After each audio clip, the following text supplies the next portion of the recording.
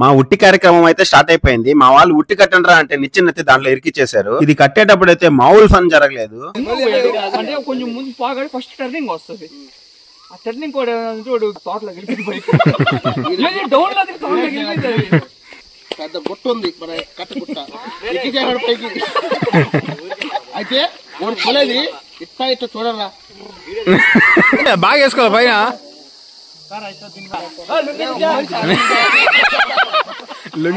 ఇక వసంతాలు నీళ్ళు రెడీ చేస్తుండగా బ్యాండ్ వాళ్ళు కూడా వచ్చేసారు. ఒక 4 స్టెప్పులు వేసుకొని అయితే ఉట్టి కార్యక్రమం అయితే స్టార్ట్ చేసాము. వీడి మహేంద్ర గారు అయితే మాకైతే రంగులు పోవడం అయితే స్టార్ట్ చేశాడు. వీడికైతే ఎవడో సరిగ్గా మొహానికి ఎత్తి కొట్టినాడు రంగు.